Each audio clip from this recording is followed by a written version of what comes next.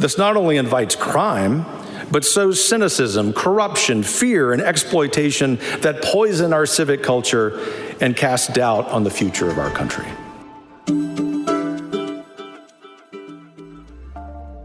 Hi again, everybody. Welcome to another episode of The Narrative. Mike Andrews, Aaron Bear, David Mahan with you. And somehow we have drug our weary bodies into the office this week after really a monumental week for CCV last week, Aaron. It was busy and full, but it was fun with the Essential Summit and March for Life. That thing last week was a dream, man, honestly. Like, and I don't say that lightly. This is one of these, it's my favorite part about what we get to do is we get to sit around and say, what if we, stopped transgender surgeries on kids, right? What if we made every kid eligible for a voucher? What if we started pulling Christians together from all over the state to talk about the issues that really matter, and to go from, kind of this dream of an event to doing what happened last week at the Essential Summit, followed by the March, man, and even too, like, we talk about this all the time around the office is, we do our big events are our galas typically, right? And those galas are about bringing in the financial support we need to do this work, right? And educating people about who we are, how they can get plugged in, all of that. But they're tight timelines we have, right? You have really, it's 2 hours for that meal from 7 to 9, and we want to end right at 9, and really we want to make sure it's really about probably 70 minutes total of actual stage time. And so there's a lot of things we just can't cover at the galas. But to have an event where you're able to put up an Ian Rowe or able to put up a Brad Wilcox, a Justin Danhoff, a lot of people we've had on the podcast, and hear from was just, I don't know, David, that was my just dream. Yeah, we thought a lot about, kind of putting it off a year, and I'm so glad we did. And it's important that we did this year. With the life issue especially, and it was right before the March, which was, obviously one of my favorite events. But I gotta be honest, to spend about an hour and a half with Dr. Carson and his wife, and to be on stage with him and Ian Rowe, I mean, these are guys that really shaped my thinking quite a bit. And my grandmother, we had all our kids re-gifted hands, from Dr. Carson, and it was a blessing and a great honor. None of this stuff happens without a CCV, and that's we provide some very unique awareness opportunities. We're talking political stuff, but it's body, and it feels like body, and it sounds like body of Christ. It's very unique, and so next year you got to get there. I think we must have 600 and some people? Oh yeah, we sold out around. We oversold. We were like 640 by the end of it. It's crazy. And I think I even just like look at I was telling someone about just like the business track, right? And that we did, where you had everything in that conversation, from a track on DEI to a track on how immigration policy, bad immigration policy hurts communities, to a track on how Christian business leaders try to integrate their faith into all aspects of their business, right? Like, this is, for me, when we talk about public policy, and it's what we try to do here on The Narrative every day, is we talk about it like this politics stuff, this government stuff, this public policy stuff that we do, elections. It's all about being a whole person in America, right? Rep Williams and I, we had a speaker that couldn't show up, but we had just the two of us being able for 40 minutes to talk about what does a call to civil engagement look like. And the people responded amazingly. Yeah, I heard the food was amazing. I didn't get to try it. He just kept... He just kept pushing us around. He kicked me in my ankle, broke my ankle. That is true. Yeah, David was... I got to say, though, it was the day before the summit, when we're all like having to move all of our stuff, transport all this stuff over to the convention center. All of a sudden, David shows up on crutches. Listen. Yeah, and then he gets this meeting with Dr. Carson where he has to sit around for a longer time. Right, if he was mobile. Like, this all just seems But I couldn't even put my foot on the pedal to get there. My wife had to drop me off. But there was no problem for him to walk with Dr. Carson from his hotel room. when we had to be carrying this stuff along this massive convention, he's laid up. But when it's like, hey, somebody's got to go get Dr. Carson from his hotel room and bring him down to, family, I got this. Listen, healed him. Jesus, I've been healed. Y'all know my heart. Y'all know I grind. I would not do that. All right. We're just saying it's debatable. There's in this the one timeline. particular instance, The timeline just doesn't. It's fake news. Moving forward. we'll see. We might have to revisit this at some point. But We got the HR meeting after this. Right. Staff, come on. Anyway. But to your point, Aaron, this is what we see happening with the body of Christ engaging and being motivated to get themselves involved in the process. We celebrated a big victory earlier this year with HB 68. We talked about how the body got involved there and what a victory that was. But kind of the next layer that's come off lately is this website that's come online in the last couple of weeks, Do No Harm. And they have kept the receipts, as we like to say, on what's been going on with a lot of these children's hospitals around the country. And David, I know you sent that around to our team chat the other day, just some eye-opening stats out of Ohio. It's the Stop the Harm database. We knew this was going on for actually a couple years, and basically what they were able to do was look at some of the coding, right? And so you have to get billed, to receive billing, you got to be able to have a code that you apply to every procedure. And so they looked at codes that applied to young people. The procedure name might be used for adults and things too, but they actually, kind of had the category of under 18. And so what were the codes and what were the expenditures for pediatric sex change procedures for children? And so, just Cincinnati children, as a whole across the country, over $119 million were spent on pediatric sex change procedures. That's insane. That includes the whole puberty blocker thing, cross-sex hormones, surgeries. But just focusing a little bit on Ohio, if you all were in the mix when House Bill 68 was, especially in the House, was going through its paces, you'll know that we had Cincinnati Children's in hearings on record over and over and over again, probably 5 times in one hearing, say that they are not doing surgeries. Well, Do No Harm was able to find that there's 27 total surgical patients, pediatric surgical patients, that they were transitioning specifically at nationwide Cincinnati Children's Hospital. So actually, Nationwide Hospital. Here separate, it's separate. They were were just 27 just in Cincinnati, right? They were doing several procedures on kids, but we could not find that they were doing the actual surgeries, just referring. Right. Well, and I think that's one of the big things about this too, right? These are the ones that we have the actual medical billing data on, right? So this is the floor, not the ceiling, right? Again, I think about that in one of the most powerful moments in that sort of mini documentary made about how we passed House Bill 68. About the Lord passed 68 and all the folks involved with it. And that really powerful moment where Representative Brian Stewart was kind of grilling the head of the children's hospitals and basically caught her in the lie that they weren't actually doing the surgeries at Nationwide Children's, but they were referring it out for us. So that wouldn't even show up in the billing code, right? So this is what we see front and center that they've claimed that they've done. And how many more are happening? And again, even too, I remember, sitting across from the Children's Hospital's lobbyists and debating these things, and them saying, "Oh, those surgeries aren't happening here in Ohio. That's just not happening." Yeah, it's like, no, it is. And you refer. Exactly. It's crazy how that happens. Like we're saying these things are happening, and then no, don't look behind the curtain. Those things aren't happening. And right. Enough time passes, like, oh no, those things have been happening all along. It's not only this issue; it's many others that we've worked on and seen that. Well, and again, that also goes back to the reality of one of the things we were talking about a lot when we were passing these bills was, in many ways, the hormones are more dangerous than the surgeries, right? Because very few parents especially nowadays, are actually going to consent to the surgeries.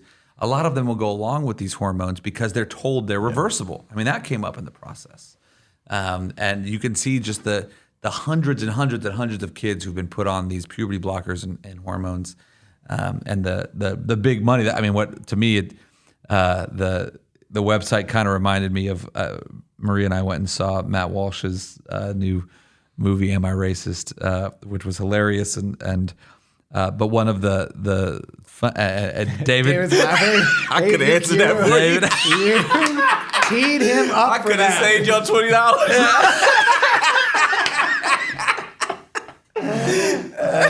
Yeah, that's my bad. I stepped in that Walked one. right into it. Anyway. I wasn't going to stop it. Anyway, I'm trying to stay on track here. Am I racist? No. One of the funniest parts of the movie is every time Matt Walsh sits down with one of these, DEI experts, they put on the screen how much he had to pay, right, to sit down with them, right? So, to go through the anti-racist training was $50,000. To sit down with Robin DiAngelo was $15,000. To sit down, and they just, and his point was like, look, that's how much of this is a racket that's going on, right? To sit down to go to the anti-racist dinner was like, $20,000.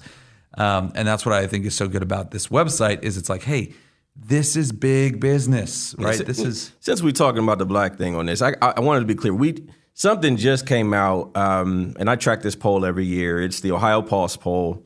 On this transgender ideology thing, nobody's behind it. Right. 52% of Democrats oppose this stuff.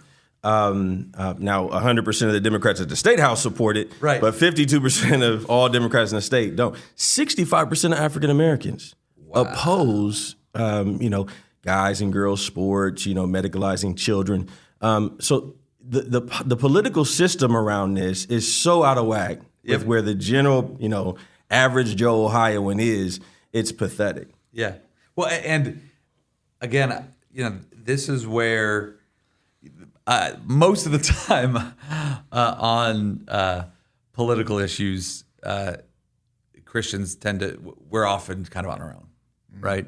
But I look at this issue and I say, it's because Christians were the first ones to stand up and say, hey, people like Nationwide, this is really bad. Yep. Hey, Cincinnati Children's Hospital, this is really bad. I love right now that I am seeing ads from Bernie Moreno criticizing Sherrod Brown for supporting boys and girls bathrooms, right? Sure. That's showing, hey, but this wouldn't be a winning issue if we didn't drive it, because everybody, like David talked about in the video we shot, everybody was afraid to touch this. Nobody wanted to talk about it.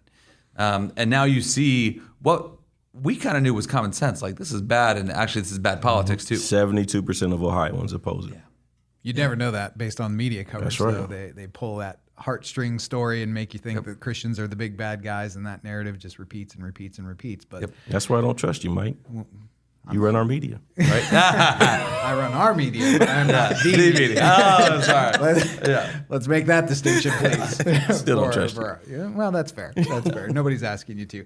Well, Aaron, you bring up Nationwide not only as a children's hospital, but bringing in these DEI policies and stuff. We launched the Nationwide Not On Your Side campaign a while ago, and we've seen some traction. We've seen some pretty big names online jump in and really look into the issue and come out saying the same things we're saying. Oh yeah, that's been what's fun about this is seeing how folks are really taking it and running with it, and it's going to just continue to grow over these next few weeks. And actually, the most encouraging thing that we've been getting is we've had a number of employees at Nationwide reach out confidentially and share their stories of what's happening inside the company there, and that's probably the hardest part. Again, this is where these like sort of corporate equality index policies that the Human Rights Campaign pushes on companies like Nationwide, they're hurting real people, right? And it takes a lot of courage for them even just to reach out to us to say, hey, this is what's happening. And again, ultimately, we feel like already this campaign has, we're still going to keep the heat up on them until they say, hey, we're going to stop our political lobbying on these culture war issues. On these harmful issues, it's to David talking about the transgender issues, and we're going to stop funding groups that are driving these and pushing the corporate equality on our employees. We're going to keep that drumbeat going until then. But in many ways, we've already succeeded because the conversations we're even having with lawmakers, like I didn't realize this is what's happening, or thank you for exposing it, because they've seen Nationwide's lobbyists, they've seen Nationwide throw its weight around on these really dangerous issues under their Peyton Manning friendly brand. And just to have somebody speak out has been an encouragement to them. So we're really excited. Stay tuned. There's a lot more to come on it. And even with some of the reports we're getting, that will just continue to drive this message. And one other thing we wanted to touch on today is some news out of Westerville, Columbus suburb here, about what's going on with LifeWise Academy in that district. And I'll leave it to you two guys to explain. I think you're a little more on the ground than I've been. So, David, talk about the situation there and why CCV is keeping tabs on it. Yeah, so Westerville has had a policy that they allowed release time religious instruction to take place, I think, a little over 2 years. No issues, no complaints to speak of. And then they had a board meeting, it was last week. Yep. And they rescinded that policy. And so now you are not allowed, parents are not allowed to have their child be taking off-site, right? So this is not about the Bible being in school. This is taking place off-site. Kids are being removed, and lunchtime, things like that, to get religious instruction, and they're shipped at LifeWise expense, back to the school. And so there's been a hailstorm. I mean, I've got legislators have been calling me and texting me, and I've been reaching out to others to figure out what we need to do. Some are talking about lawsuits. Mm-hmm. Obviously, we're looking at legislative fixes, but we're on top of it, and citizens are doing a good job in letting their voice be heard for sure. Yeah, I'll just say I think this is one of these things that everyone needs to call their. I mean, we have an action alert up on ccv.org on this. Everyone needs to call their lawmaker and say, "Hey, we need to fix this." I think the lies in the media about this program. We shouldn't use taxpayer dollars on this. We agree. Taxpayer dollars aren't being used on it, right? Even the dumbest stuff is where they talk about how this is disruptive to schools. Or like my favorite is, the Christian kids are bullying the non-Christian kids who aren't a part of LifeWise. Now, in fairness, I did talk to Joel Penton and say, hey, maybe don't buy the matching jackets and teach kids to go along like, West Side Story and start rumbling with the non-LifeWisers. Like honestly, it's just like, it's stuff like that is just the dumbest. Anybody who has been in school, the Christian kids are saying, hey, man, why aren't you coming to Bible religious release time with us, dude? Let's get that nerd. Like, what? It's butterfly knife coming exactly, out. Right? The stories that they paint of these crazy Christian nationalist kids, it's like Jesse Smollett type of just nonsense that they try to project, and they just the claims you hear just go unchallenged, right? That was the thing in that hearing. However, we're being way too chummy right now. And everyone's probably agreeing too much with us. So I just need to really, really offend our listeners here. Just real quick. Here we go. On this. See? I just need to duck out. I just want to say, in 2020 and 2021, we had the biggest conservative school board movement we've ever had. We had everyone, we got to take on the school boards. We got to take on the school boards. We actually had people tell us, don't push backpack. We should be focusing on school boards, right? And we said, that's a losing fight. We have to, because these school districts aren't going to change their behavior as long as the money train is still coming in. They're going to outlast us. And a systematic strategy on, let's say we have over 600 school districts in Ohio. Let's say each one has, 5 school board members. That's over 3,000 races. We had more money. We had U.S. Senate candidates spending campaign money, giving it to candidates for school board. And so we had that big wave. And what's been the result? We're right back where we were, right? The big picture is we got to get kids out of these public schools, right? The big number is we went from 16% of kids out of the public schools to 20% of kids out of public schools. And we got to keep driving that number until these school districts get the point. And the money has to follow the kid. That's the answer here. So by all means, and I'm not saying if you feel called to run for school board or invest in your local school district, do it. Follow that Holy Spirit. Best friend is a school board member, man. That's amazing. That's great. You got a friend? Right? That's how we know he's lying. I was lying. Right? But by all means, be faithful to that call. But when we're talking about systematically how are Christians trying to save the next generation, if it's not through getting kids out of the public education system and into a Christian environment, like it's not going to solve the problem, right? We got to stay invested. We got to keep LifeWise there to help those kids that are there while we build more schools and do all of these types of things.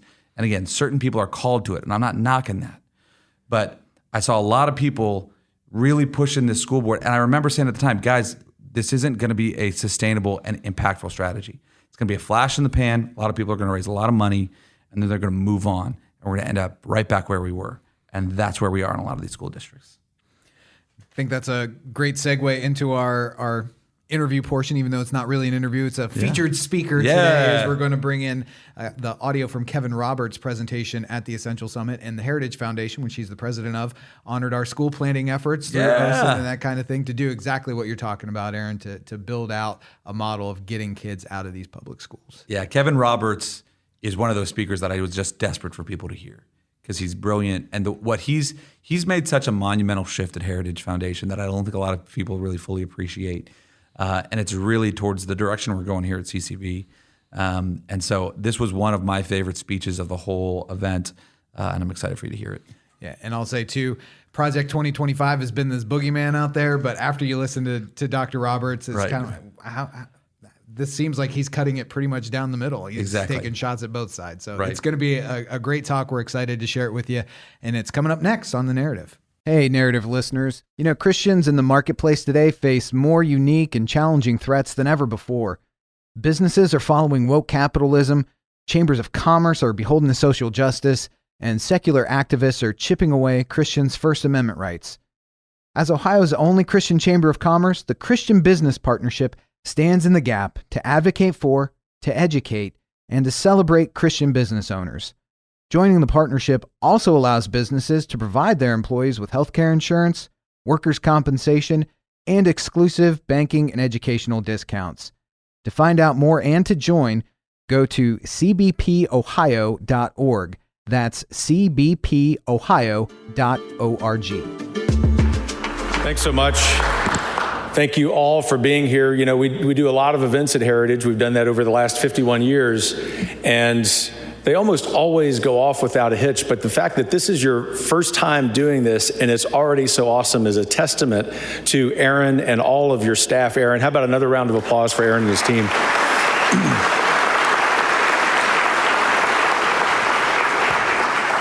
It is so great to leave Washington and come back to America. God bless you in Ohio. God bless you for helping to form not just a great friend of mine and of Heritage and the next Vice President of the United States, but a great man, J.D. Vance.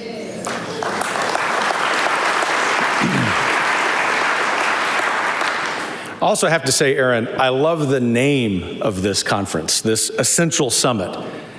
Not just because it harkens this old early American historian to the words of the Northwest Ordinance and the Ohio Constitution, but I promise I'm not going to geek out on you too much today, but because it also reminds us all of something we must remember, especially in an election year.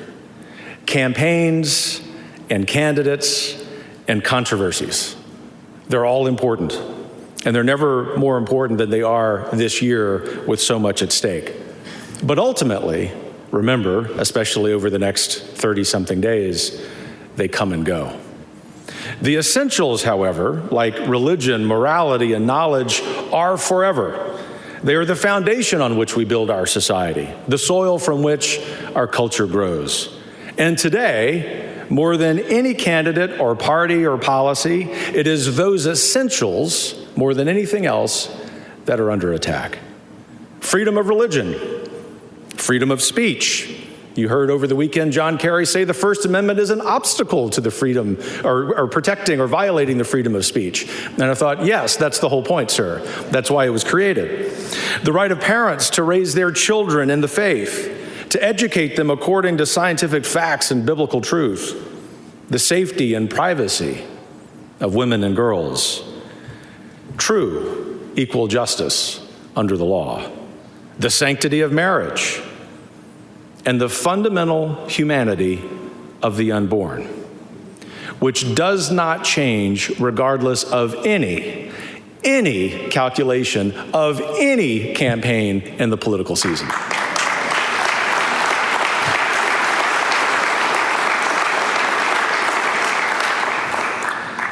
These essentials all have two things in common today. First, they represent rights and values prior to government, superior to government, independent of government, and therefore threatening to the leftist fanatics who have captured and weaponized America's elite institutions. Second, the essentials all owe their strength and their future to the one institution the left has not yet captured: the family. Here in Ohio, dealing with the consequences of President Biden's illegal immigration crisis, you all know what Senator J.D. Vance means when he says, every community is a border community. Well, in the fight for our essentials, our values, our culture, our national identity, every issue is now a family issue. It's not just abortion or marriage or pornography, as critical as those issues remain. When our border isn't secure and our streets aren't safe, that's a family issue. When homes are too expensive for young couples to afford, when wages can't keep up with the price of food, they are family issues. When politicians conspire with big tech to censor Christian free speech and addict kids to screens. When a 75-year-old woman gets 2 years in prison for praying outside an abortion clinic, while racist, anti-Semitic progressives who threaten Jewish college students get off scot-free. When Americans' elites spend 8 years hurling violent, hateful rhetoric at Donald Trump, calling on the American people to, quote, eliminate him, then turn around and blame him for the 2 assassination attempts on himself. These are all family issues too. This, in the words of this summit's theme, is why you can't stay silent. Because there's too much at stake. Because this fight for the essentials is only just beginning. And because, ladies and gentlemen, even though the left wants us to be discouraged, to despair, and be despondent, we are still going to win it.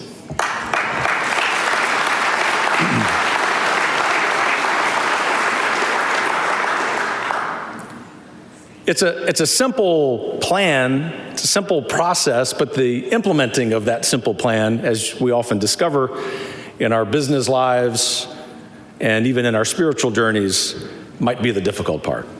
But a difficult road is, as our Lord would remind us, the road to take, and we're on it. First, conservatives need to come together. If you follow politics, you've probably noticed a certain asymmetry, shall we say. No matter the issue, the left always seems unified. The right is almost always divided. We've got economic conservatives and social conservatives, reform conservatives and national conservatives, Reagan conservatives and Trump conservatives, establishment conservatives and grassroots conservatives. I understand these distinctions can be important. Part of the Heritage Foundation's mission is to help the right think through these very important internal debates and to keep all these members of our extended family of the center right talking to one another rather than firing at one another. But as a practical matter, do you know what all these hyphenated conservatisms have given us? Liberal victories, progressive policies, the Constitution and the rule of law hanging by a thread. Look, I'm a recovering academic, and so I still like good intramural arguments about political philosophy as much as the next guy. As my colleagues will attest, often in staff meetings, whether it's all staff or small group of staff, they'll say, Roberts, time out. Let's move on to the practical consideration. I need that fraternal correction. I especially need that, as many people on the right do, when we remember that by the end of this year, as our economists have forecasted Heritage, we will be facing a $36 trillion national debt. We have, as you know, the lowest birth rate in American history. We have a military that can't hit its recruiting numbers. And the left's top priorities include legalizing abortion through birth and registering illegal immigrants to vote.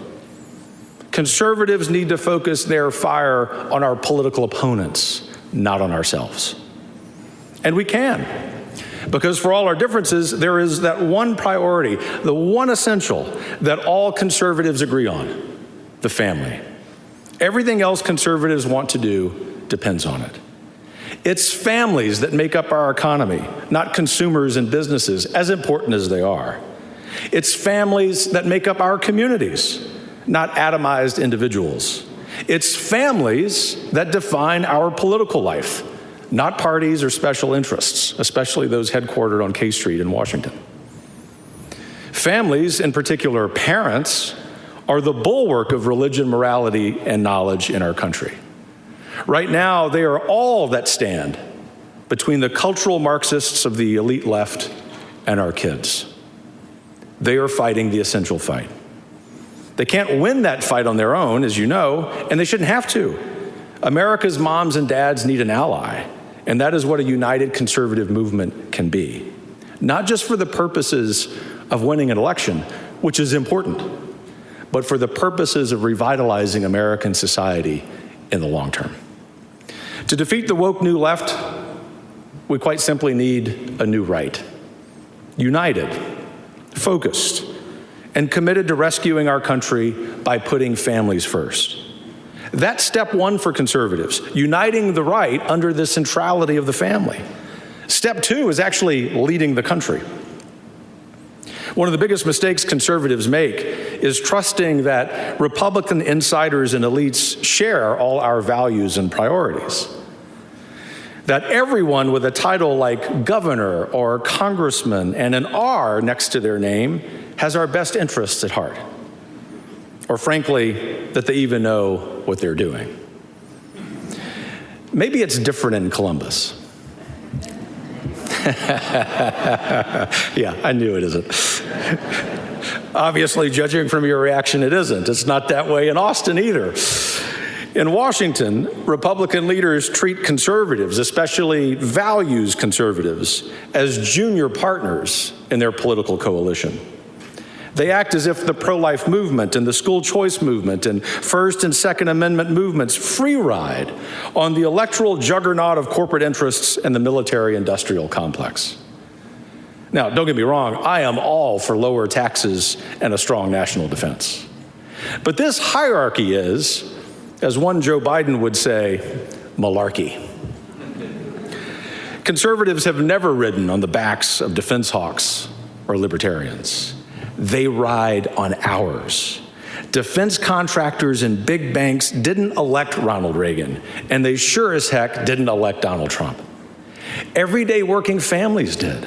Middle-class moms and dads who wanted to save the American dream for their kids. That's who the Republican Party owes its success to. And that's who the party's elites and insiders have let down for a generation.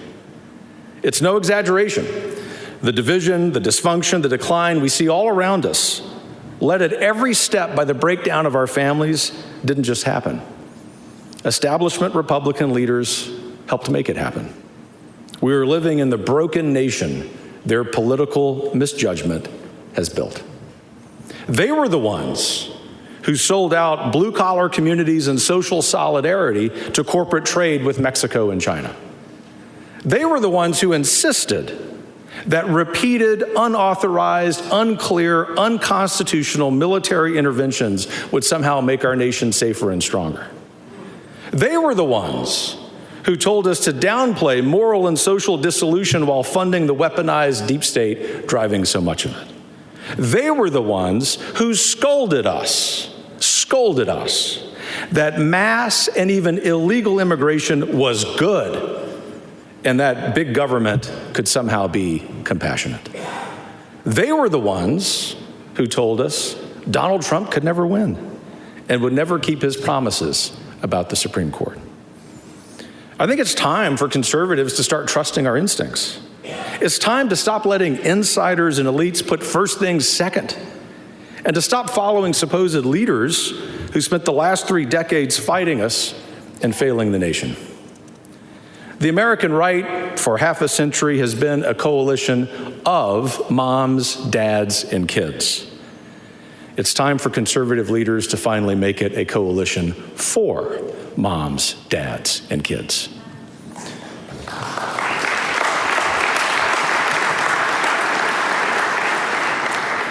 In service and in pursuit of happiness, solidarity, and yes, of virtue, never forget, our cause is human flourishing, not corporate earnings or political power or cheaper imported goods. For what shall it profit a man if he shall gain the whole world and lose his own soul? For nations, as with men, our souls are bound up in the strength of our families. And make no mistake if it isn't yet clear, the left understands this. They know how to fundamentally change America. That in order to do that, they first must destroy the American family. They need to stop us from depending on each other so that we'll all depend on the state. They aim to sever the bonds that turn couples into communities, into a nation, into a shared culture. They want to pit us against each other, men and women, children and parents, teachers against students, neighbor against neighbor, and the government against we the people. The left understands the stakes. They certainly understand the fight. Because to achieve what they wanted to achieve, they have to sweep the essentials away. They need to clear the board of the natural human institutions and communities that protect individuals from spiritual isolation and political oppression. And you in the audience know so well the front line of this fight starts with the institution of the family and extends to our schools and churches. That's why the specific work of CCV and the Ohio Christian Education Network to put a school in every church is so essential. We need new institutions like this across the country that strengthen the family and the local community. Ask your church if they are ready to join us in this fight for our kids by starting a school in the empty Sunday school classrooms. I've actually done this twice, starting a K-12 Catholic school in Louisiana, and it was even better than being in a Sunday school classroom. That is to say, it was harder because it was in an abandoned restaurant infested with rats and other things. But it was worth it. 18 years in, still flourishing in the truth that our Lord gives us and in the future of this country. And at Wyoming Catholic College, where we actually did come to occupy abandoned Sunday school classrooms. And then we also told the government to keep their federal student loans and grants because we liked our Christianity. That might be a nice lesson for us moving forward. Heritage cares deeply about politics and policy. And we care deeply about Washington as it relates to it being our nation's capital.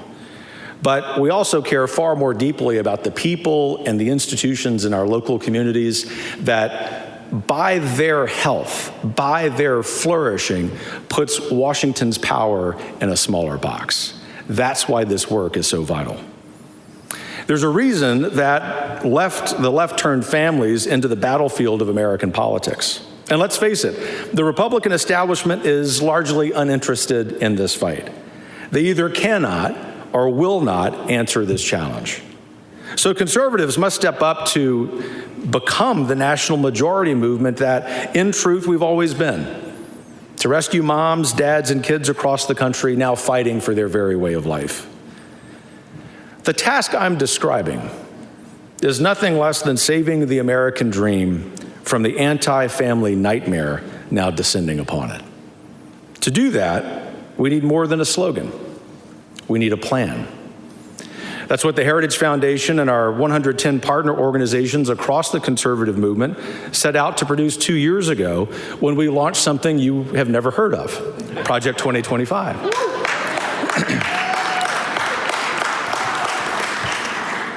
Kamala Harris talks about it more than her own record of achievements.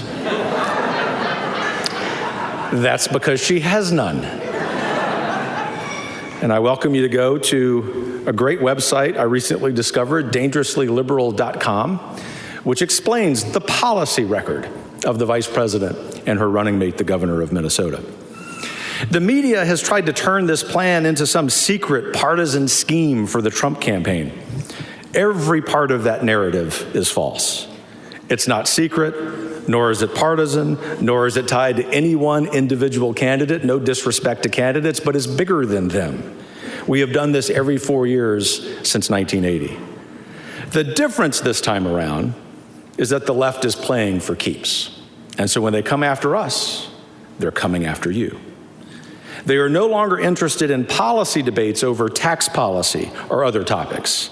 They are intent on marching through every institution in our country. But the intact nuclear family stands in the way. This is why the left is so afraid of our project. Not only do we have the policy, but we're also, of course, doing the recruiting and training the people whom a new president and new vice president may, if they so choose, hire to implement a family-first agenda. And that is precisely why every time someone mentions it, the left's echo chamber erupts. Pundits snarl, MSNBC sneers, Kamala Harris shrieks, sometimes chuckles. And Joe Biden mumbles to no one in particular. But in all fairness, left-wing politicians and activists who resent the Constitution, biblical values, individual freedom, and family flourishing should be concerned. Our project is a blueprint for breaking up the elite left's stranglehold on political, cultural, and economic power and giving it back to the everyday Americans who created it in the first place. We recognize that deep down, every political problem is a family problem, and so everyone needs a family-first solution. These solutions are how conservatives can put our nation's values back into our nation's laws. For example, American families can't flourish without the government ensuring the rule of law. On the border, on our streets, on our college campuses, and even within the federal government itself, the law goes ignored. This not only invites crime, but sows cynicism, corruption, fear, and exploitation that poison our civic culture and cast doubt on the future of our country. A conservative president can protect American families on all these fronts simply by enforcing laws already on the books. He could secure the border and the integrity of our elections. He could deny federal aid to sanctuary cities and lawless anti-Semitic colleges. The same principle applies to our economy. American families simply can't thrive. They have a hard time even forming in this broken economy President Biden and Vice President Harris have given us. Here again, the central cause of our trouble is the centralized power in the federal administrative state. On day one of a new administration, a conservative president could unlock domestic energy production across the country. This would create millions of new good-paying jobs and finally start to bring down the prices of gas, groceries, childcare, and everything else. A new president and Congress could break through regulations that protect rich people's wealth by blocking the construction of new housing. If we want young families to form and flourish, they need the purchasing power to buy starter homes again. As Ohio knows firsthand, welfare programs can be reformed to add work requirements and remove marriage penalties. Tax policy can reward large families, not punish them. There's nothing more important to children than to be able to grow up with self-sufficient married parents who also go to church. The left would have you believe that people don't want the American dream of upward mobility, marriage and kids, home ownership, and leaving something behind for the next generation. But of course they do. We know that because we know us, we know our kids, grandkids, friends, neighbors, and every public opinion poll tells us that the number one fear that Americans have is that the American dream is not possible for them. The beginning of the answer of that solution is the family. It takes courageous conservative leaders in Washington and in state capitals around the country, including right here, who put families first to make the American dream a reality again. We can get racist indoctrination and trans fanaticism out of our schools. We can get porn and addictive apps off children's phones. In fact, I've recently been told you have a bill right here in Ohio to do just that. Let's get it done here and in every other state in this country.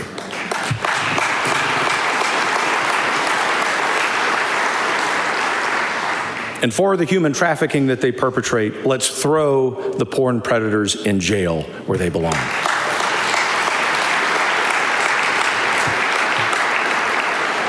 The more you look at politics through the lens of the family like this, the more you see how much damage Washington is doing. And the more you understand why the left feels so threatened by our work. They're not afraid that family-centered conservative reform won't save our country. They're afraid that it will.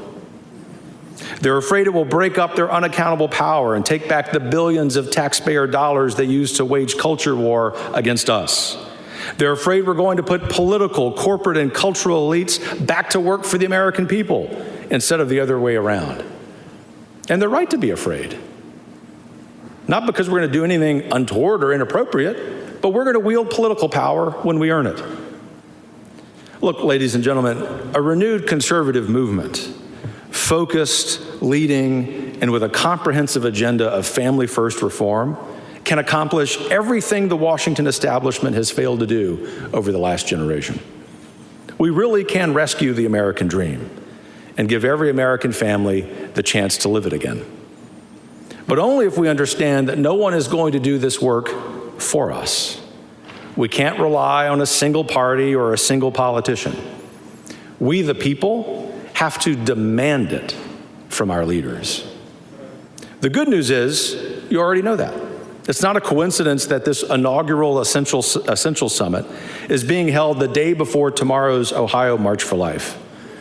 The march is not only a demonstration of the pro-life movement's continued work on behalf of the unborn, it is a reminder of the conservative movement's greatest victory since the Cold War and the 5 decades of work that went into it. It should also be a reminder of all the setbacks and betrayals we had to overcome in those years. How all along the left and even many establishment Republicans wanted us to give up.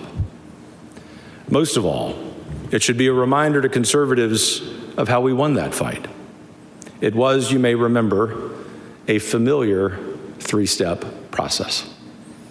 Despite our differences, conservatives united. Despite some of our leaders, conservatives led. And despite uncertainty, conservatives laid out a bold, specific plan. That's how we won the 49-year battle against Roe. It's the only way we can win this new essential fight to pass the American dream on to our kids. And so I invoke the words of the great prophet Isaiah, words I read every morning. Those who hope in the Lord will renew their strength. They will soar on wings like eagles.